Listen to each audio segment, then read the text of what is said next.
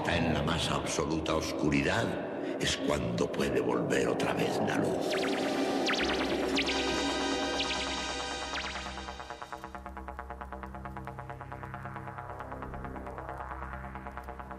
Estás entrando en el espacio en blanco.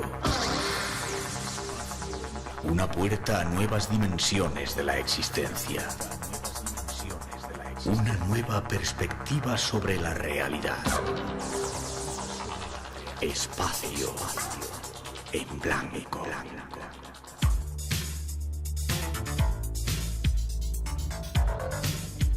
Una producción escrita y dirigida por Miguel Blanco.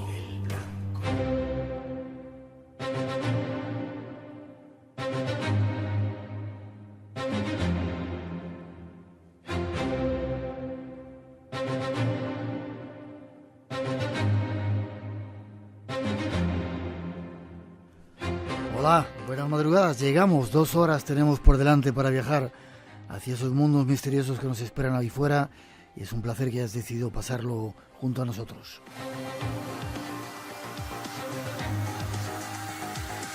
Algo que ya comenzamos en directo desde el estudio 101 de la Casa de la Radio, cuando son las 2:07, 1:07 en las Islas Canarias, con los saludos y la bienvenida en nombre de todo el equipo que se encarga de realizar el programa.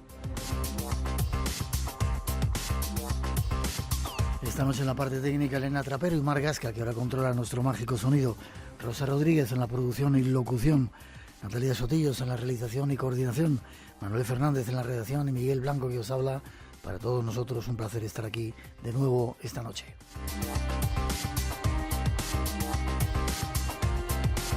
Y al comienzo, como siempre, abrimos canales de comunicación. Ya sabéis que tenemos un teléfono de llamada gratuita 900-137-137, el email espacioenblanco@rtv.es y las redes sociales. Entráis en WhatsApp y en Twitter, Blanco Radio, es la forma de comunicarse con nosotros.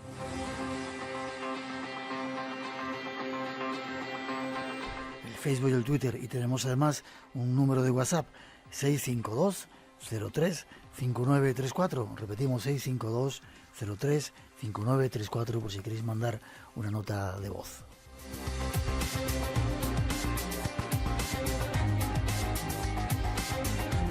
Y recordar, ya queda menos, el día 20 a las 20 horas, programa especial del Espacio en Blanco, miércoles 20 a las 20 horas, desde la iglesia de San Antón. No os lo perdáis, va a ser una ocasión única, de nuevo, una ocasión histórica de vivir el Espacio en Blanco. Y vamos ya con un avance de los temas que nos esperan para esta noche, como siempre con la recomendación de que no os lo perdáis.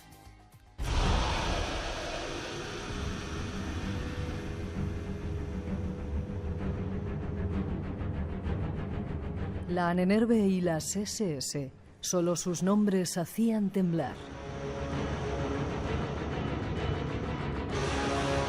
La Guardia Pretoriana de Hitler nos visita esta noche.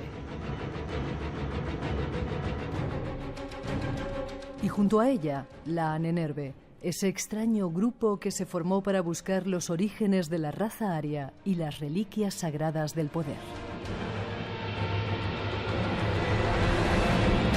Junto a nuestro primer invitado viajaremos en la historia reciente a la búsqueda de respuestas, de tesoros y de orígenes.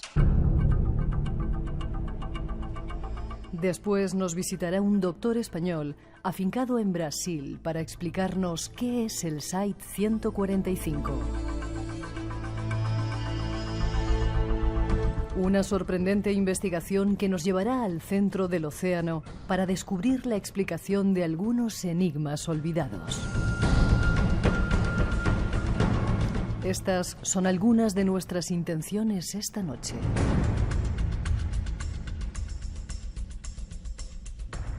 El viaje del Espacio en Blanco está ya listo. Disponte a disfrutarlo.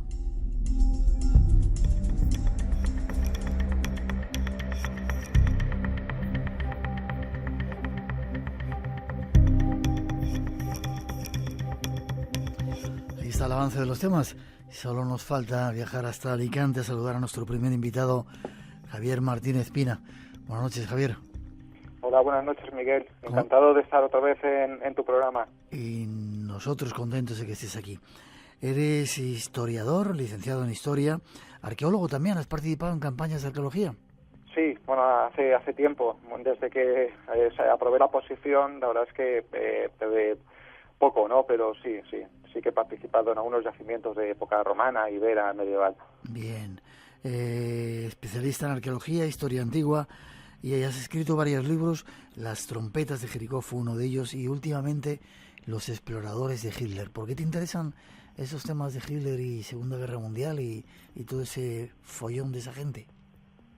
Sí, bueno, además es que es una cosa que no sabes, pero es que una gran parte de la culpa la tienes tú, Miguel, porque no sé si te acordarás, pero hace un tiempo estuve aquí en el Espacio en Blanco hablando sobre uno de mis libros, Grandes Tesoros Ocultos. Sí.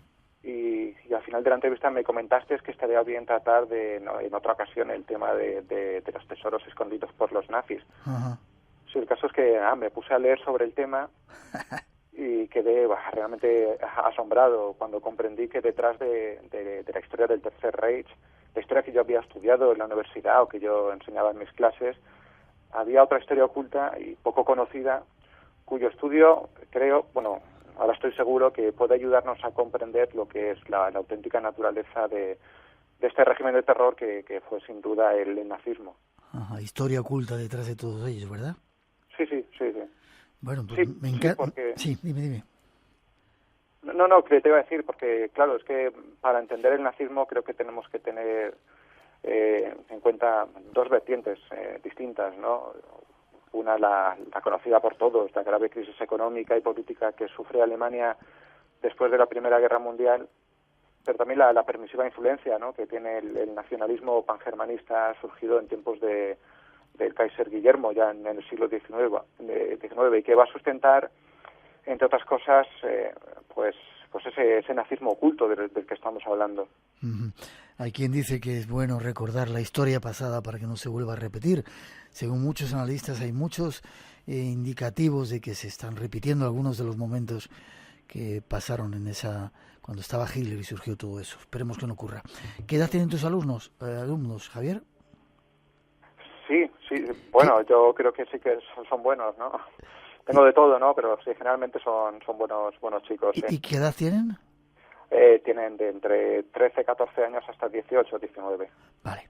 ¿Y estás en el chicos de secundaria. Muy buenos, la verdad es que se dice mucho de los alumnos que últimamente están peor que hace unos años, pero yo no creo que sea así. Bien, saludos. Muchos de ellos, algunos de ellos, no sé si alumnos tuyos, personas con esa edad te están escuchando a veces el Espacio en Blanco, les saludamos.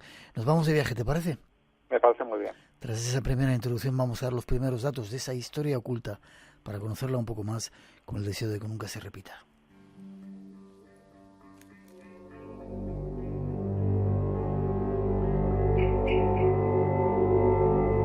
Desde buscar el origen de la raza aria hasta planear viajes para robar todo tipo de reliquias y obras de arte. Estas eran algunas de las tareas para las cuales fue fundada la Ahnenerbe. Una organización que, aunque oficialmente fue creada para dar valor a las tradiciones alemanas, acabó convirtiéndose en un grupo de estudio de las ciencias ocultas, con una finalidad clara: destruir el cristianismo e instaurar una nueva religión nazi.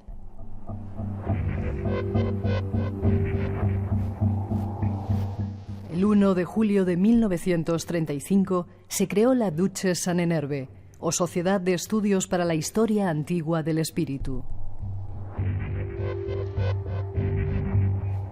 Por aquella época, Hitler ya había sido nombrado canciller de Alemania y el partido nazi dominaba toda la política del país. Sin embargo, el Führer quería enfrentarse al mundo y sabía que necesitaría varias cosas.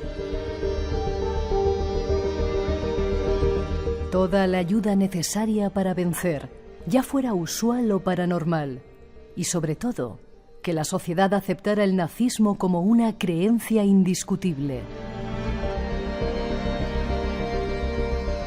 Ambas tareas serían encomendadas a esta nueva secta paracientífica.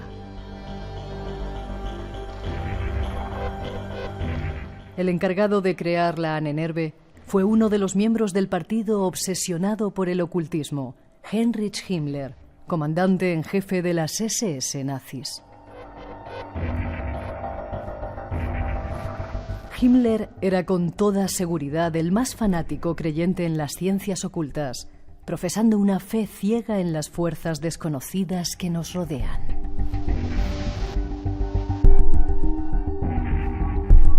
Estos son los primeros datos de la Ahnenerbe. Queremos conocer aún más.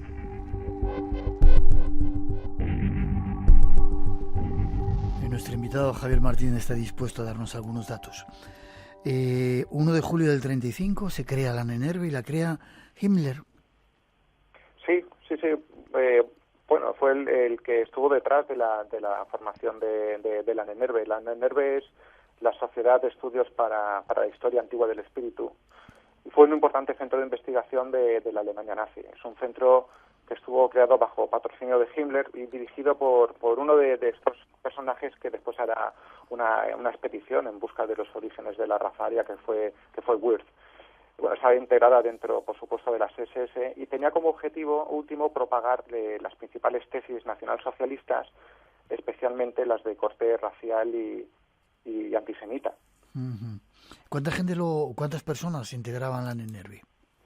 Sí, bueno, era un grupo bastante numeroso, con muchos departamentos especializados, pues cada uno de ellos en el estudio de la geografía sagrada. Había un departamento para el estudio de danzas populares, había otro también para el tema paranormal.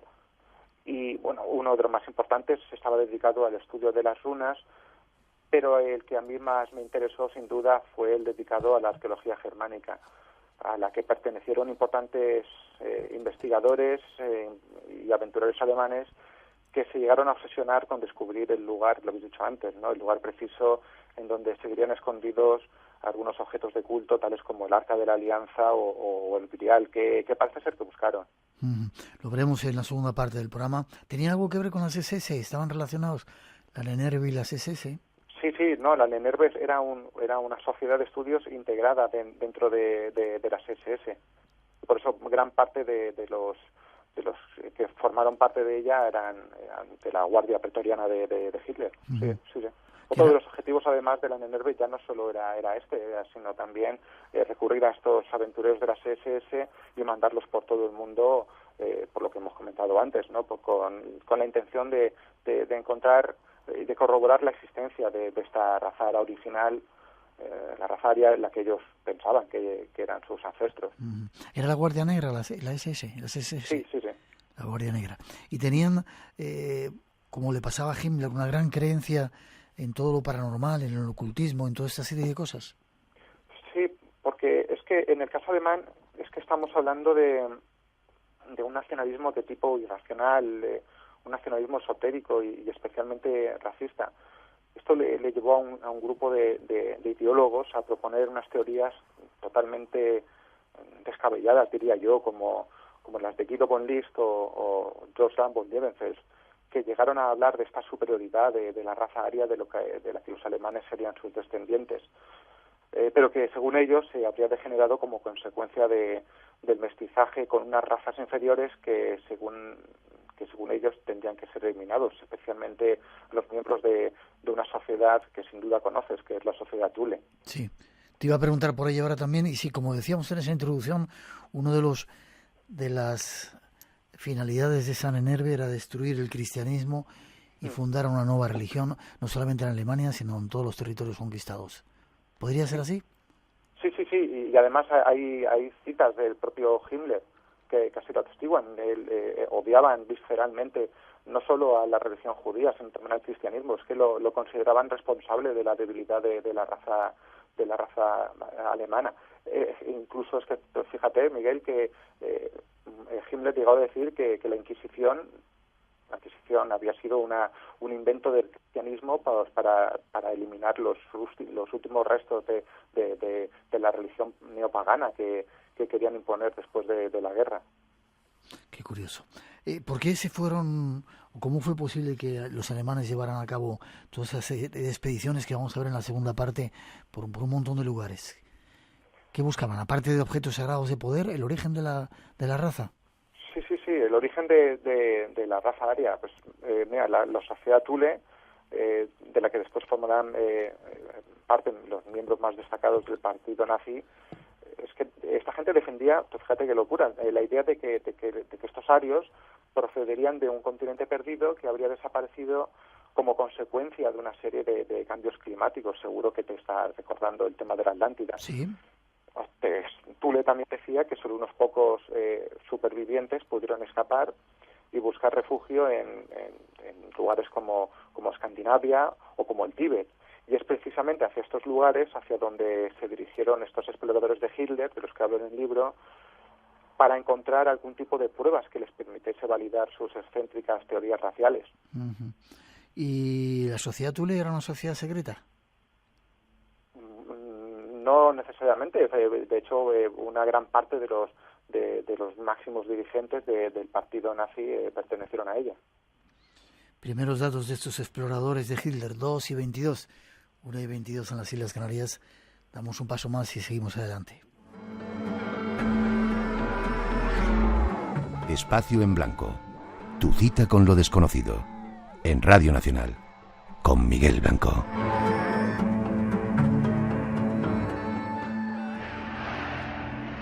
Durante siglos, la esvástica había sido en la India un símbolo benéfico del perpetuo movimiento de la humanidad.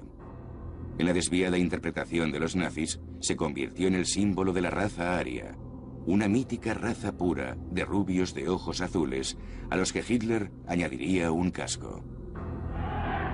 Y la mística de una raza superior. Los jóvenes alemanes deben ser esbeltos,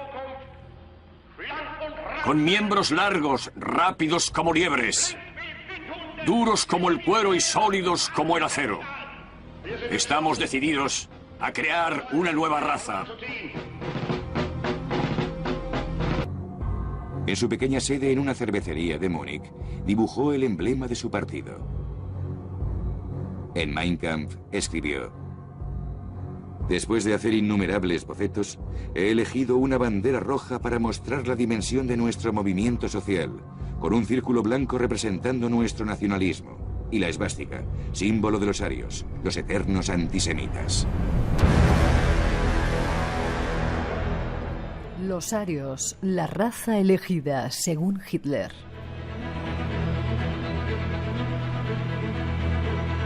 Conozcamos algo más de ella y de la búsqueda de sus orígenes que se realizó por todo el mundo.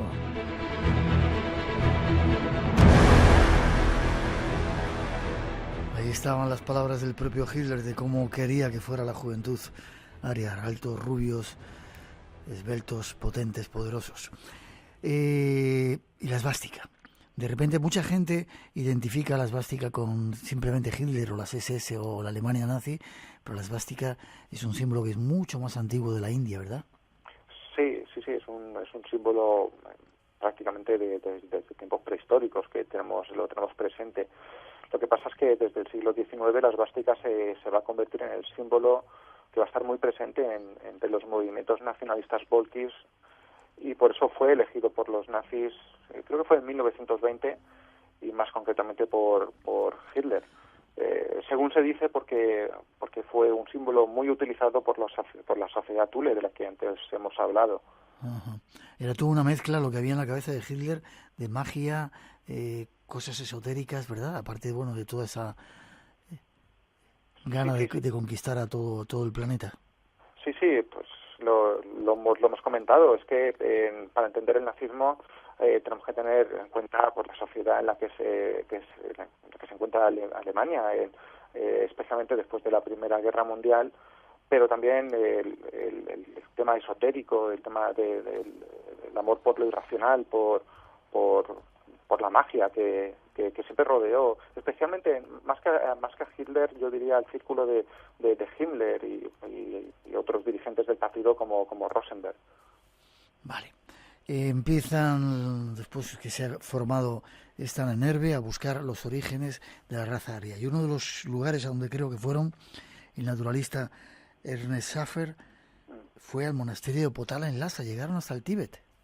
Sí, sin lugar a dudas, la expedición de Schaffer yo la definiría como la más extraña y llamativa de las que hicieron los exploradores de Hitler antes del inicio de la Segunda Guerra Mundial. Lo que voy a comentar ahora le puede parecer a tus oyentes como el argumento de una película de ficción, pero si tienen algún tipo de duda, y es normal que lo tengan, solo tienen que acudir a Internet, en donde encontrarán muchas fotografías, incluso una película que Schaffer rodó durante su viaje al Tíbet. Todo se inicia en el año 1936, cuando Himmler le encargó a un famoso aventurero alemán que se pusiese al frente de una expedición para buscar las huellas de la raza aria en el Tíbet, y de paso para dar validez científica a extrañas teorías como la de la tierra hueca, ligadas a teorías y a leyendas orientales como Agartha y Shambhala. De esta forma, tanto Himmler como otros ideólogos del nazismo se hacían eco de unas antiguas historias decimonónicas, según las cuales las tierras de Asia Central se habrían convertido en la cuna de la raza aria. Pues bien, después de un duro entrenamiento tanto físico como técnico, Schaffer y sus hombres, muchos de ellos de las SS, se dirigieron hacia este lugar para protagonizar una auténtica aventura en la que tuvieron que enfrentarse a múltiples peligros, conflictos armados, una climatología adversa, los problemas que les generaron las autoridades inglesas de la India, hasta que después de un largo viaje llegaron por fin a la zona del Sikkim, que fue la primera etapa de su viaje, pero a partir de ese momento es cuando empezó lo realmente interesante. Y cuéntanos, no nos dejes ahí. ¿Qué pasó? Pues, primero hay que situarse en ese tiempo. Estamos hablando de 1930 y tantos, ¿no? 36, ya estamos... falta muy poco para que empiece la Segunda Guerra Mundial. Ajá. El Sikkim, Miguel, es una zona, no sé si conoces, es una zona montañosa. La conozco. Qué suerte. Ya, bueno, es una zona que sabes que es bastante inaccesible, que está considerada como la puerta de entrada al Tíbet, y por allí anduvo pues el equipo patrocinado por la NERVE haciendo todo tipo de experimentos y pruebas antropológicas para tratar de encontrar similitudes de las gentes de este lugar con los arios primigenios. Medían incluso la cabeza, ¿no? Los cráneos de... Sí, exactamente. Uno de los antropólogos de la expedición, no me acuerdo, Bruno Beger creo que se llamaba, Bruno Beger, sí, fue midiendo, lo que dices, la cabeza, la mandíbula de todos los pobres desdichados que se cruzaban por su camino. Incluso creo que hubo alguno que estuvo a punto de morir, porque este Bruno Beger se dedicó a aplicar máscaras faciales de yeso con tan mala suerte de que alguna se derritió taponando las fosas nasales de esta pobre gente. Uh-huh. Pero qué curioso, qué contrasentido, qué paradójico, ¿no? Que de repente esta gente, que no eran ni altos ni rubios, pensaran que era el origen de la raza aria. Sí, era una creencia muy extendida entre los alemanes de principios del siglo. Siempre relacionaban el origen de la raza aria con la zona de la India. Sí. Y bueno, pero no solo Schaffer fue más adelante, porque el punto álgido de la expedición se produce cuando el equipo recibió el permiso para viajar hacia la ciudad sagrada de Lhasa. Y allí quedaron maravillados por la existencia de una serie de mitos que parecían confirmar la existencia de Shambhala, un lugar que según los propios tibetanos se encontraría situado no se sabe muy bien, hacia el sur, ¿no? Tal vez cerca del río Sirta. Lo que pasa es que, bueno, ya sabe, nos acercamos a 1939, fueron varios años de expedición, y se produce el inicio de la Segunda Guerra Mundial, por lo que los investigadores tuvieron que volver a Alemania porque de repente se vieron inmersos en territorio británico, en territorio enemigo. Ya. Ernest Schaffer era un tipo curioso, era naturalista, ¿no? Que incluso se llegaba a comer el corazón de vez en cuando salía de caza. Sí. Dicen que estando sobre todo en el Sikkim se dedicaba a matar animales. Muchos de los museos alemanes estaban repletos. Dicen que aparte fue el primer europeo que me parece que mató a un oso panda. Me parece recordar. Uh-huh. Sí, y en un estado de enajenación dice que llegaba a comer el corazón de los animales que había cazado. Y era naturalista. Sí, era naturalista, sí, es curioso. 2:31, 1:31 en las Islas Canarias. Una información y seguimos. Nómadas. We pledge ourselves to liberate all our people. Nelson Mandela y el final del apartheid. Para alguien que viene a visitar Johannesburgo es muy importante ir a ver Soweto. El pasado y el presente de Sudáfrica. Tienen el orgullo de ver dónde estaban y dónde se encuentran ahora. Nos encontramos en Johannesburgo, a un paso del paraíso. Una de las mayores variedades de especies que existe en África y quizás en el mundo. Nómadas, con Álvaro Soto. Los domingos a las 7 de la mañana es hora de Radio Nacional de España.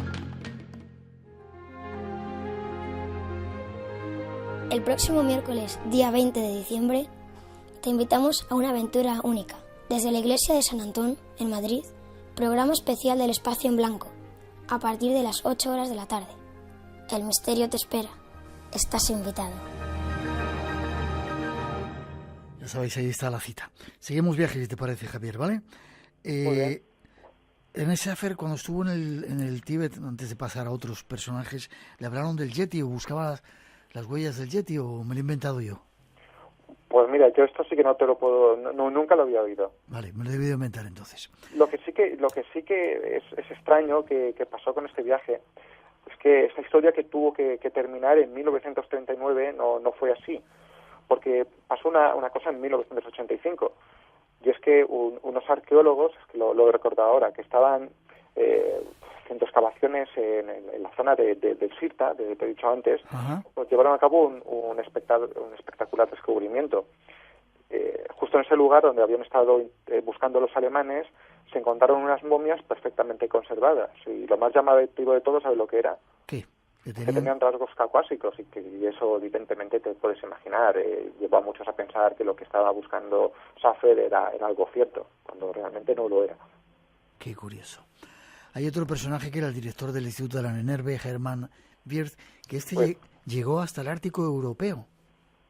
Sí, este fue el primer director de Danenerve, y este fue un tipo que trató de identificar un tipo de escritura que según él habría sido inventado por esta antigua civilización nórdica de tipo ario y cuyo origen estaba en la Atlántida. Este era un fiel creyente en la teoría de la Atlántida. Según él, fue un lugar real y del que quedarían algunos vestigios diseminados en lugares como Escandinavia, en donde los supervivientes del continente perdido habrían inventado unos símbolos extraños y unas runas que él trató de identificar. Efectivamente, Wirth, como otros pseudointelectuales asociados al nazismo, fue un ferviente creyente en la existencia de este tipo de continentes perdidos, como también la mítica Thule. Por este motivo, justo después de la creación de la Nennerve, marchó hacia Suecia, hacia una zona conocida como Bohuslän, en donde pudo encontrar unas enigmáticas esvásticas, fíjate, otra vez. ¿Otra vez? Sí, que según él es que formarían parte de esta antigua escritura aria. Y este es otro de los elementos curiosos de la ideología ultranacionalista alemana, surgida a finales del 19, porque según ellos el desciframiento de esta escritura primigenia les permitiría conocer la naturaleza auténtica de la religión pagana.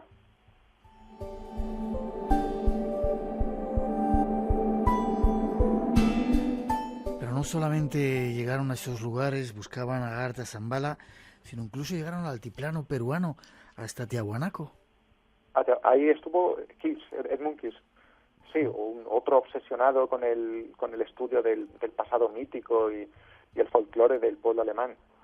Este decidió, centrar su atención en la ciudad de Tiahuanaco, en donde, según Kiss, claro, no podía ser de otra manera, se habrían refugiado los últimos atlantes, los ancestros de los arios alemanes.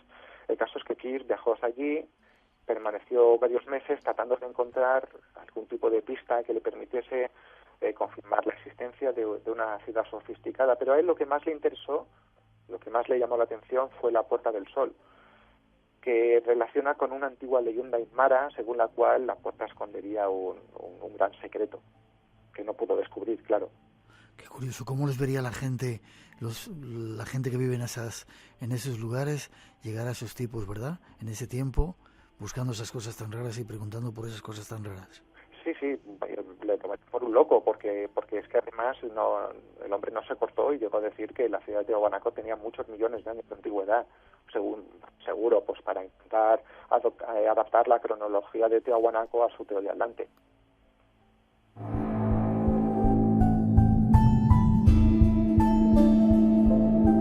No solamente la Nenerve buscaba el origen de la raza aria, sino también estuvo implicada en la búsqueda de objetos sagrados, ¿verdad, Javier? Sí, porque los nazis, bueno, Miguel, no los nazis, me estoy refiriendo evidentemente a ciertos dirigentes del partido, no todos creían en lo mismo, pero estos dirigentes creían que algunos objetos de culto, algunos son puramente legendarios, otros sí que parece que puedan tener una base histórica. Ellos los consideraban como una especie de talismanes que podían proporcionar a sus poseedores desde distintos tipos de poder, como un alto grado de sabiduría, como la mesa de Salomón, mientras que otros tenían la virtud de otorgar el poder político a su poseedor y el dominio terrenal sobre el resto de los mortales. Es el caso de la lanza de Longinos, aunque también existían algunos que podían ser utilizados como auténticos artilugios tecnológicos capaces de sembrar el terror entre los enemigos de aquellos que lo tuviesen bajo su control. Seguro que te estás imaginando el arca de la Alianza. De la Alianza, sí. Está claro que pensando de esta manera no es de extrañar que los nazis, obsesionados como estaban con dominar el mundo y teniendo claro su interés por lo mágico y por lo irracional, sintiesen no devoción, sino un afán desmesurado por el hallazgo de estos objetos de poder. Vamos parte por parte, si te parece. Tenemos aquí ya un montón de preguntas de algunos oyentes. El martillo de Thor, ¿qué es esto? ¿Lo encontraron? ¿Lo buscaron? No. Los nazis buscaron muchas cosas, pero no encontraron nada. El martillo de Thor lo estuvieron buscando por la zona del Cerro de Utorco, por Argentina, pero no encontraron nada. Esto es otra de las señales que tenemos a la hora de interpretar el deseo de esta gente por inventar o recuperar, mejor dicho, una religión pagana para desplazar al cristianismo y a sus símbolos más importantes. Por eso buscaron el martillo de Wotan, el martillo de Thor. Martillo de Thor, cuando dices que estaba en Uritorco, ¿te refieres al bastón de mando, quizá? Sí, muchos lo identificaron con el bastón de mando. Vale. Preguntan también si los nazis encontraron la lanza de Longinos y si fue luego encontrada después de la Segunda Guerra Mundial. Bueno, la lanza de Longinos, que no es la lanza de Longinos, sí, es un hecho totalmente, en eso no podemos tener ningún tipo de duda, es un hecho totalmente corroborado que Hitler, cuando consigue la anexión de Austria en el 38, ordena de forma inmediata la captura de la presunta lanza de Longinos que estaba guardada en el Museo de Hofburg, en Viena, pero que obviamente no tiene nada que ver con la que utilizó el centurión romano para herir a Cristo. ¿Y él la tenía guardada en un sitio especial, Hitler? Hitler la tenía guardada y dicen que después de la Segunda Guerra Mundial, cuando termina en 1945, fue encontrada en una especie de cueva subterránea por el ejército de Patton. Curioso. Más objetos extraños. Calavera de cristal. ¿Anduvieron detrás de la calavera de cristal como nos cuentan las películas de Indiana Jones? Sí. Anduvieron detrás, pero en esto sí que tuvieron menos que poco éxito, porque se ve que hubo un comando que llegó a viajar hasta la zona de Brasil, pero fueron detenidos inmediatamente y ni siquiera la búsqueda de las claves del destino se pudo llevar a cabo. Vale, lo que sí es cierto, eso se sabe, hay datos históricos, de que Himmler estuvo en Montserrat, en Toledo y en algunas otras partes de España buscando el Santo Grial quizá y la mesa de Salomón. Sí, bueno, vamos a ver, aquí nos metemos en el tema de... Bueno, el Grial sí que está claro que los nazis buscaron el Grial, especialmente algunos arqueólogos como Torrán. El viaje de Himmler a España se hace con la intención de preparar la entrevista que van a tener Franco y Hitler en Endaya. Lo que pasa es que hay quien dice que los nazis llegaron a organizar aquí en España, en nuestro país, la famosa operación Trompetas de Jericó, para encontrar alguna pista sobre el paradero del Arca de la Alianza, o por lo menos la forma de utilizarla. De lo que se trataba era de traer hasta España, y más concretamente hasta Toledo, sí, es verdad, a un cabalista judío que habrían sacado de un campo de concentración para que pudiese obtener información sobre la forma de activar el Arca de la Alianza a partir del nombre secreto de Dios, que es lo que estás comentando tú, que está totalmente relacionado con la Mesa de Salomón. Pero claro, si al final los nazis lograban hacerse con ella, cosa que, como dije anteriormente, parece más propio de una película que el problema es que muchas veces la realidad supera la ficción. Ya. O sea que no encontraron el Santo Grial en España, tampoco el Grial, perdón, el Arca de la Alianza. El Arca de la Alianza, que es la buscaron, pero tampoco la encontraron. No, evidentemente no hay ningún tipo de dato objetivo que podamos tener para pensar que los nazis encontraron ni el Arca de la Alianza ni ningún otro objeto de poder. Otra cosa es que lo buscaron, que realmente lo buscaron, pero no encontraron nada. Vale. Hablando de expediciones que antes decíamos, una de ellas a Lhasa, otra de ellas al Ártico y otra de ellas a Tiahuanaco, hicieron la Nenerve, ¿fue a algún otro lugar buscando esa raza, esos orígenes de la raza aria? Fueron las 3 expediciones más famosas. También estuvieron por Canarias. Ellos también siempre relacionaron a los guanches con los antiguos arios. Sí, de hecho, bueno, hay un amigo del programa de José Gregorio González que ha escrito mucho sobre el tema. Sí, la casa Winter famosa que está allí. Sí. Y se habla de bases submarinas secretas que tenían los submarinos nazis. Sí, incluso creo que fue José Gregorio González que también llegó a comentar que estaban pensando los nazis, fíjate, en crear bases para misiles como los V2 con la intención de hacerlos llegar en un futuro hasta Estados Unidos, hasta América. Vale, nos preguntan que aclares un poquito lo de la operación Trompetas de Jericó. ¿Qué era exactamente? La operación Trompetas de Jericó, mira, Miguel, esto es una cosa que hay muchos investigadores muy serios, algunos de ellos como Janir Ramila, que no tienen ningún tipo de duda de su existencia. Yo lo he estudiado y la verdad es que no lo he podido corroborar documentalmente. Pero como te comenté, es una especie de operación que al parecer hizo la Nenerve con la intención de encontrar en España pues algún tipo de pista sobre la forma que se tenía que utilizar el Arca de la Alianza para poder desarrollar sus poderes, ¿no? Entonces, es lo que te he comentado.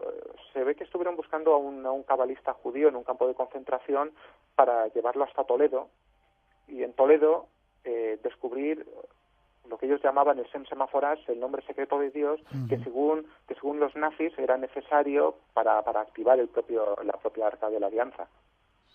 Curioso. Preguntan que si se sabe cuánto dinero invirtió el Tercer Reich en ese tipo de expediciones y cuándo termina la Nenerve, ¿con la caída de Hitler o se quita antes? Sí. Disuelve. De hecho, incluso después de la muerte de Hitler,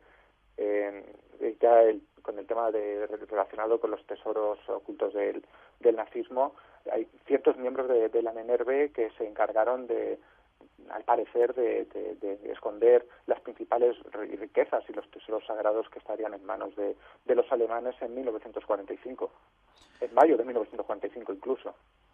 Vale. Tesoros, seguimos adelante. Quizá no encontraron muchas reliquias sagradas, pero sí tenían muchos tesoros.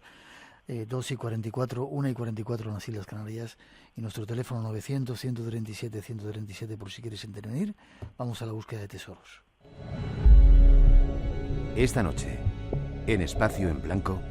Lo que más me sorprendió es que utilizan una unidad que utilizamos actualmente, el segundo de arco. Y entonces me di cuenta que el segundo era omnipresente en los monumentos más grandes. Pero no solamente eso, esos monumentos, los grandes y los que medían múltiplos de segundo de arco, estaban todos apuntando para el mismo punto en el centro del Mar del Caribe. Era algo, yo me quedé impresionado. Estamos hablando de alineamientos perfectos.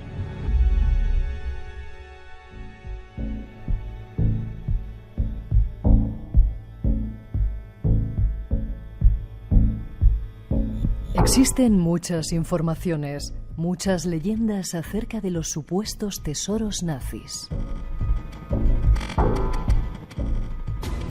La pista del oro nazi se extiende más hacia el este, a los lagos y montañas de postal del Salzkammergut, cerca de Salzburgo, en Austria.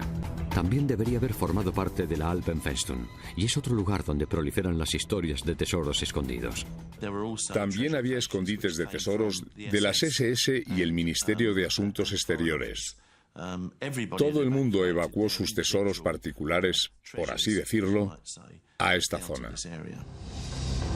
Además de oro, se enviaron al sur valiosas obras de arte de coleccionistas privados, museos e iglesias. Hitler tenía intención de exhibir el arte adquirido por sus agentes en su museo especial de su ciudad natal austríaca de Linz. Pero cuando se acercaba la derrota, los tesoros fueron enviados a una mina de sal para protegerlos. Pero no todos los tesoros requerían la atmósfera protectora y enrarecida de una mina. Los espectaculares lagos que forman parte del patrimonio de la humanidad de la UNESCO tienen un atractivo adicional como presuntos vertederos del oro nazi. El Salzkammergut se ha apodado la basura del diablo. En sus grandiosos lagos se han recuperado reliquias nazis. Una de las muchas historias intrigantes se refiere al profundo y recóndito lago Toplice. Un granjero local dijo que le habían llamado en mitad de la noche para que ayudase a unos hombres de las SS a verter montones de cajas pesadas en el lago, llenas de oro y archivos secretos nazis.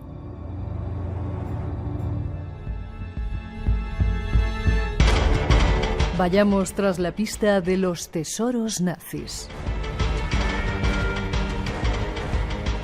A ver, lo que está claro es que si no encontraron esos objetos de poder, sí tenían muchos tesoros, ¿no? Todo lo que expoliaron a los judíos, lo que iban quitando obras de arte por donde iban pasando cuando iban ganando la guerra, ¿verdad? Era un tremendo tesoro. Sí, seguro, y muchos los escondieron en mayo del 45, y algunos fueron encontrados y otros se supone que siguen escondidos. Vale, algunos fueron encontrados, dices. Sí, por ejemplo, lo has comentado antes, en la introducción, por ejemplo, las minas de Altausse en Austria fueron unas cuevas en donde se metieron parte de todos los cuadros que habían estado robando durante los años que duró esta locura, ¿no? Las minas de sal, pero sin embargo hay lagos como el Salzkammergut y el Toplice, donde aún se siguen buscando esos tesoros. Sí, bueno, la verdad es que es un hecho que los nazis hicieron todo lo posible por esconder sus principales riquezas para que no cayesen en manos de sus enemigos. Especialmente desde 1943, en el que sufren sus reveses militares más importantes, especialmente después de la derrota de Stalingrado y la batalla de Kursk, en la que pierden sus principales divisiones acorazadas. Los alemanes se ponen a la defensiva y es entonces cuando miles de obras de arte fueron hechas desaparecer, al igual que una parte importante de las riquezas robadas de los bancos centrales de los distintos países que habían conquistado durante la guerra. Además, también se dice que algunos oficiales de las SS, integrados, como te he comentado antes, en la NNRV, escondieron una serie de objetos sagrados que los arqueólogos y exploradores nazis buscan desde 1933. ¿Todavía los están buscando? ¿El qué, perdona? ¿Todavía los están buscando? Y todavía se están buscando algunos de ellos, sí. Esto evidentemente tiene mucho de legendario, pero también tiene una parte de realidad. Vale. Hay muchos tesoros relacionados con Baviera. ¿Por qué? Sí, Baviera. Esto es un tema que se está estudiando hace muchos años, porque sí sabemos que los nazis, cuando ya comprendían que no podían ganar la guerra, decidieron crear una zona de repliegue para seguir combatiendo cuando cayese Berlín. Berlín era una ciudad que estaba claro que iba a caer en manos de los soviéticos. Esta fue la famosa fortaleza alpina, que estaba situada entre los Alpes austriacos y la Alta Baviera. Y es que a pesar de que se ha exagerado mucho sobre la capacidad de resistencia de este llamemos último reducto del nazismo, si es que realmente se llegó a poner en práctica, cosa que yo dudo, sí que parece cierta la llegada de algunos miembros de la SS a la región, a la zona, con la intención de esconder algunos de los muchos tesoros que habían capturado. Así lo piensan, entre otros, el famoso cazador de nazis, el judío Simon Wiesenthal, cuando asegura que los alemanes llevaron hasta este lugar sus documentos más comprometidos y, por supuesto, la mayor parte de sus tesoros. De hecho, la mayor parte de las noticias que cada poco tiempo nos sorprenden, y cada vez más, ¿verdad?, sobre el posible hallazgo de un tesoro perdido del nazismo están relacionados con esta región, como por ejemplo el famoso tesoro de Arrach. Y hace poco... Según un aventurero, decía que un prisionero alemán había elaborado un mapa estando preso en Siberia y que él lo estaba buscando, pero al final se quedó en nada esa historia.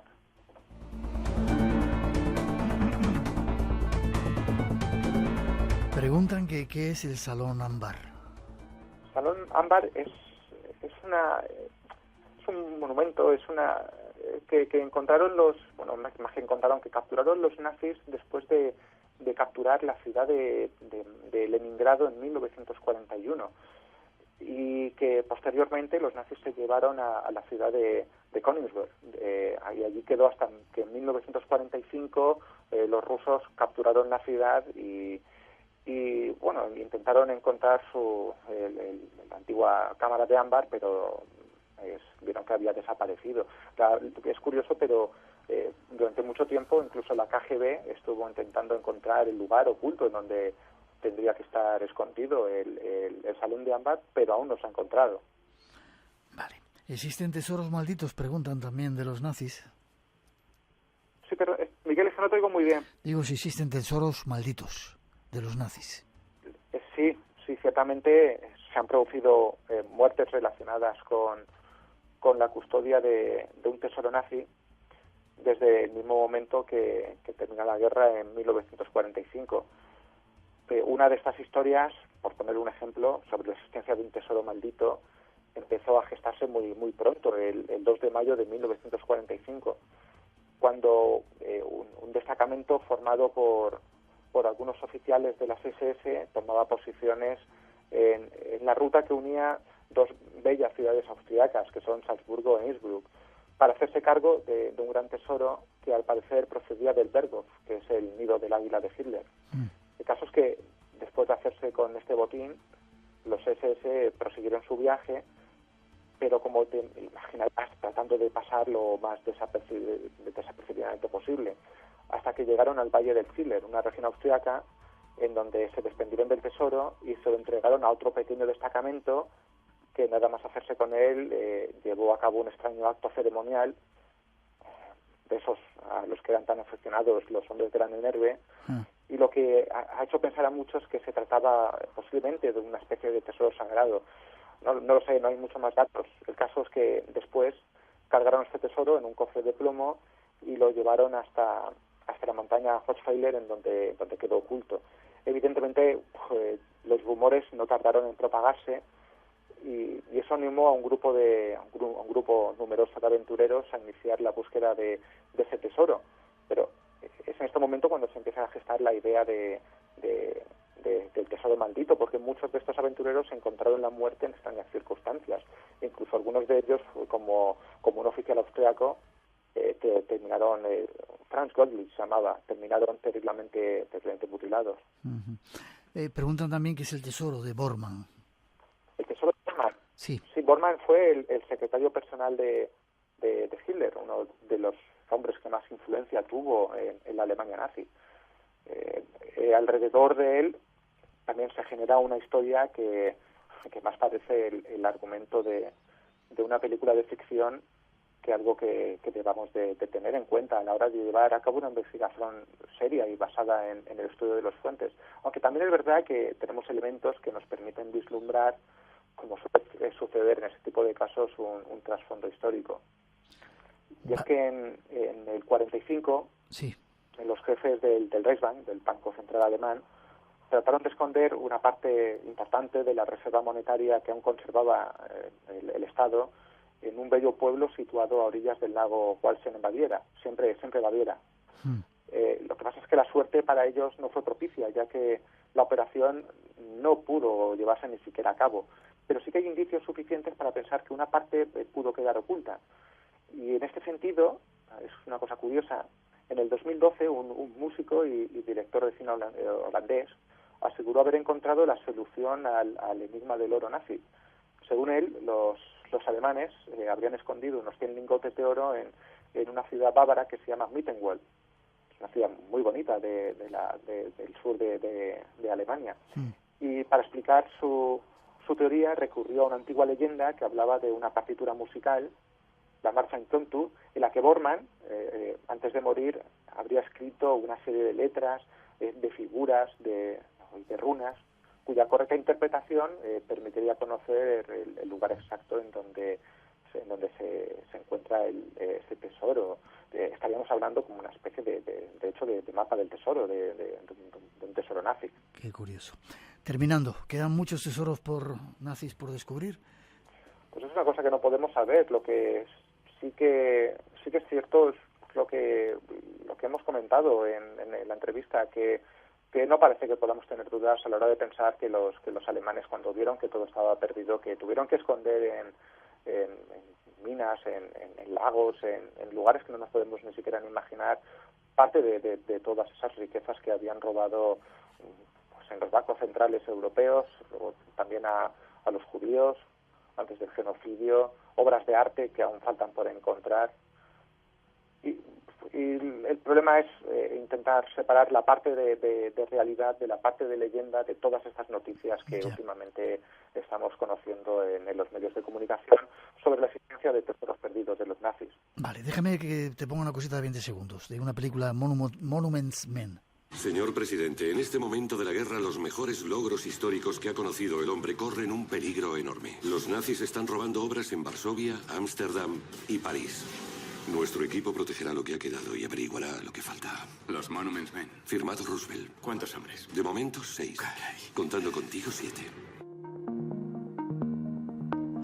Ahí estaba un fragmento de esa película. Y preguntan ya para terminar, ¿ha habido un grupo de gente que buscara, de los aliados americanos, británicos, etcétera, que buscara las obras de arte perdidas por Hitler? Sí, por supuesto, los Monuments Men es algo que no tiene nada de legendario. Sí. Algo real.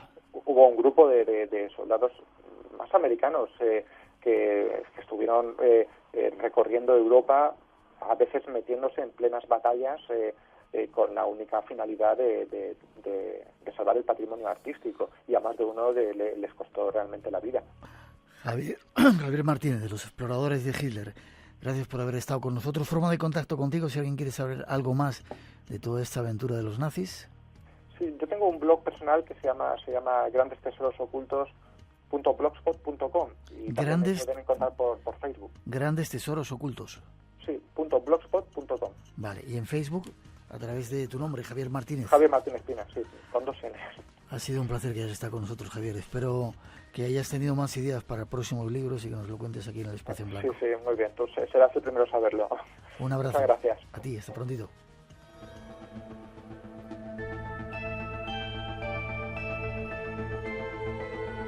Dejamos a los nazis, hemos de hacer una mínima pausa para que lleguen las noticias a las 3, las 2 en las Islas Canarias, y después nos vamos a descubrir un lugar que lo llaman el Site 145.